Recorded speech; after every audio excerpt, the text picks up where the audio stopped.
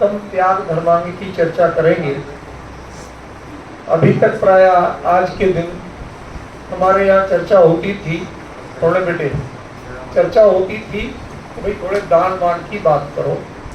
मैंने कहा नहीं, आज हम सिर्फ त्याग की बात करें। लेकिन त्याग में जिसे हम आप त्याग समझते हैं वो तो वास्तव में त्याग है ही नहीं। मतलब जितना हम छोड़ते हैं उससे कई गुना लेना चाहते। झूठ कह रहे भाई, किसी दिन कोई उपवास करे तो क्या चाहता? बहुत पुण्य बन जाए, आगे बहुत अनुकूलता मिले, चाहते कि नहीं चाहते? तो ये तो एक तरह का व्यापार बिजनेस। मोह कहाँ छोड़ा? मोह तो आपका बना हुआ है, और जिस पदार्थ को आप छोड़ने की बात करते हो वो है कहाँ? आपने मोह से अपना माना हुआ है, वो तो छूटा हुआ तो है।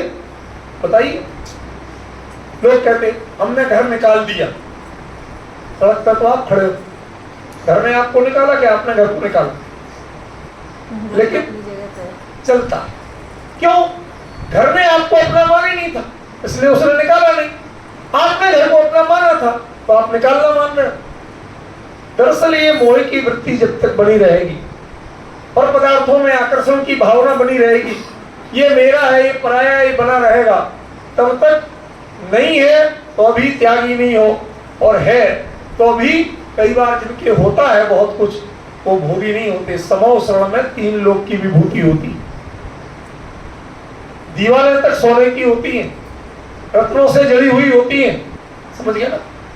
3 लोक की जितनी संपदा है, कुबेर स्वयं 24 घंटे दास की तरह खड़ा रहता है, किसी चीज में कमी ना आ जाए।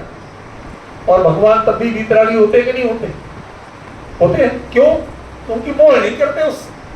वो ये नहीं कहते देखो मेरा समोसा कितना अच्छा लगा। आपको पता है जितने तीर्थंकर हैं हर एक के समोसरण की साइज अलग होती है। इसका रहस्य बताओ। आजकल मंदिरों में भगवान किसी साइज के, वेदियां किसी साइज की। अपन लोग कहते हैं ना महाराष्ट्र में वेदी, उन्होंने कहा भगवान थोड़े बड़े हो रहे ना, वेदी बिल्कुल नीचे कर कारंजा रे और कहीं। तो ये विडंबना है। भगवान के देह का विग्रह जितना होगा, साइज जितनी होगी रीना में बहन, वेदी उस अनुपात में बनती है, मंदिर उस अनुपात में बनती है। तो भगवान का समोसरण, जैसे भगवान आदिनाथ के देह की परिमाण कितना था? 500 धनुष, 550 550 धनुष। तो उनका समोसरण सबसे बड़ा लगा। क्यों? क्योंकि उसी के अनुसार गंधकुटी होगी, गंधकुटी के अनुसार बाकी समोसरण का आकार होगा। समझ गए? तो ये एक फॉर्मेट है, एक फार्मूला है। सबसे ज्यादा संपत्ति उनके थी, उसके बावजूद पूर्ण वितरागी थे। क्यों थे? उनको किसी का पाप बंद होता था? हमारे नहीं है तो भी पाप बंद है, और उनके सब कुछ है तो भी पाप बंद नहीं। क्योंकि पाप बंद का कारण मोह है, पराई वस्तु नहीं। पर हमने माना कुछ और है। जितना छोड़ दें उतना धर्म, और जितना नहीं छोड़ तो पकड़े रहे। ये तो बढ़िया तरीका बताया आपने। तो खूब मौज मस्ती करो, सारे परिग्रह में रहो, छोड़ो कुछ नहीं और धर्मात्मा बन जाओ। नहीं, ये तो बिल्कुल नहीं कहा। हमने कहा छोड़ो, लेकिन मोह पहले छोड़ो। मोह छोड़ के धन अपने आप छूट जाएगा, परिग्रह अपने आप छूट जाएगा। और मोह नहीं छोड़ा तो जितना छोड़ोगे उतना मान कसाय ले लो। सच बताइए, यदि जो आज के हमारे मुनि संघ और विद्वानों का होता है, विद्वान की ऊंची गादी ना लगे तो अंतर पड़ जाता, विशिष्ट लोगों की चेयर स्पेशल ना लगे तो उन्हें अंतर पड़ जाता है, नाक नीची होती। उन राजाओं में तो आजकल वेदी को उस पर देखो दंग रह जाती। हर एक के कमल की, आसन की, डिजाइन की साइज अलग। सादा पाटे पर बैठने को कोई राजी नहीं। भैया तुमने छोड़ा है ये सही है, लेकिन ये पहचान क्यों बना रहे? इससे बड़े हो जाओगे। और एक चल गया, जिसने जितना छोड़ा वो उतना अपने को ऊंचा दिखाना चाहता है, श्रेष्ठ दिखाना चाहता है, वो दूसरे ढंग का वैभव ज्यादा दिखाना चाहता है। क्यों चाहिए? पहले एक बात बताओ, जंगल में मुनिराज रहते थे तो उनको कमलासन कौन बना के देता? कोई देगा? शेर देगा, चीता देगा, बंदर देगा, कौन देगा? कोई नहीं। पर वो आराम से रहते, किसी भी गुफा में वहां तो पाटा भी नहीं मिलता। कौन देगा पाटा? महाराज जी पाटा लेके चलते नहीं, और कोई वहां जंगल में पाटा देने वाला है नहीं। चट्टान पे जहां जगह सूखी मिल गई, प्रासुक जगह मिल गई, वहीं बैठ गए, वहीं ध्यान करने लगे। ये आज का युग दरअसल त्याग का युग नहीं है। त्याग के नाम पे मान कसाई के व्यापार का युग है, या प्योर भोग का युग। जो लोग अध्यात्मवादी बनते हैं, कहते भाई साहब पर वस्तु का त्याग होता ही नहीं, तो वो भोगवादी बन गए। मैं उनका भी कोई समर्थन नहीं कर रहा हूं, वो भोगवादी बन गए, वो भी गलत।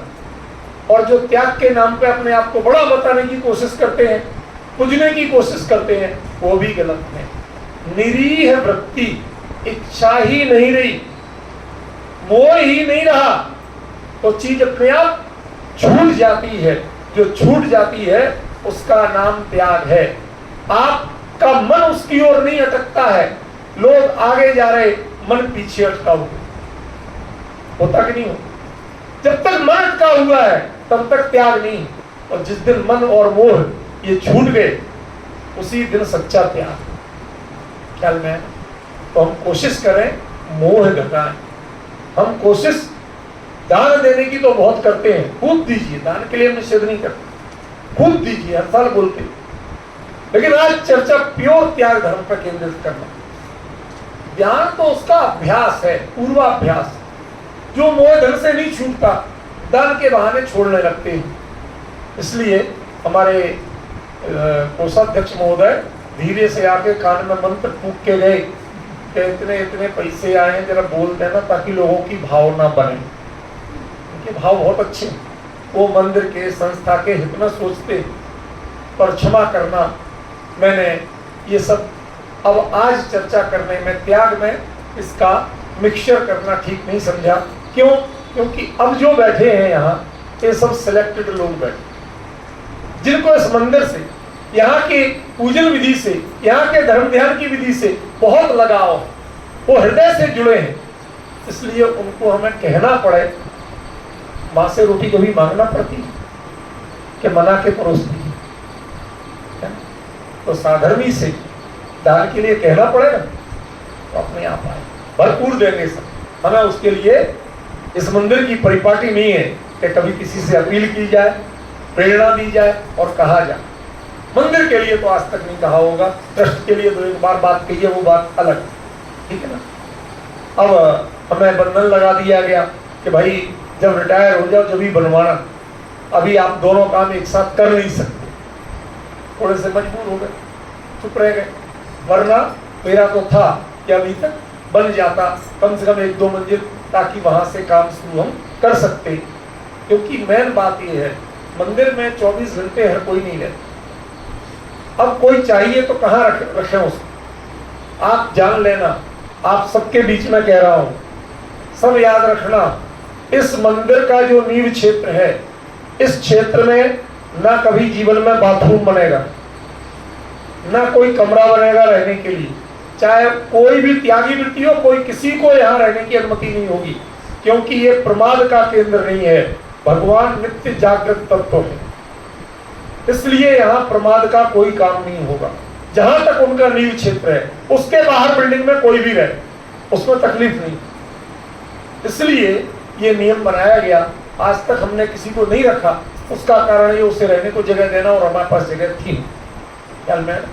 अब जब उसमें बन जाएगी तो ये व्यवस्था भी रहेगी, ताकि कभी भी कोई आए वो चाबी लेके मंदिर खुलवा सके। अब घर तक नहीं जाते लोग, या वहां से फोन करके पूछते हैं, कभी भी कहते हैं भाई साहब मंदिर पे खड़े हो, मतलब वो समझते हैं कि ये लोग तो माली है, दौड़ के आएंगे, ताला खोले। अब कई बार परिस्थिति भिन्न होती है, तो मैं इतना ही कहना चाहता हूं कि हम फिर भी कोशिश करते हैं कि आए। क्यों? हमारी भावना अकेले धन के ही त्याग नहीं होता, परिग्रह का ही त्याग नहीं होता है। हम अन्य सांसारिक कार्यों को छोड़कर धर्म कार्य को प्रमुखता दें, ये भी एक तरह का त्याग। हमने उधर की प्रवृत्ति छोड़ी और इधर की प्रवृत्ति अपनाई। तो हमारा आपसे यही निवेदन है कि हम सभी लोग मिलकर के आज के दिन जो ईगो बढ़ाने वाली चीजें हैं धर्म के नाम पर, जितना धर्म किया उतना ईगो बढ़ा, तो समझ लेना आप धर्म के नाम पर ठगे गए, अपने आप को ठग लिया। इसलिए विनम्र बनिए और जितना मोह घटा सकें उतना घटाइए। संसार अवस्था में मोह मिटता नहीं है, घटता। घटाने का अभ्यास कीजिए जितना कर सके, भले ही दिखाना पड़े, मोह दिखाइए और लगाइए। ये आखिरी बात क्या है, कभी बच्चों से सबसे दिखाना पड़े, खूब दिखाइए, लेकिन इतना मत लगाइए कि यदि मान लो किसी के बिना रहना पड़े, संसार है, आवागमन चलते ही रहता है, तो आप रह ही नहीं सकें, आप विह्वल होने लगें, चाहे परिग्रह हो, चाहे संसाधन हो और चाहे संबंधी हो, सबके प्रति मोह घटाइए। यह त्याग का अभ्यास, यह त्याग की पाठशाला है। बोलिए उत्तम त्याग धर्मांग की जय हो।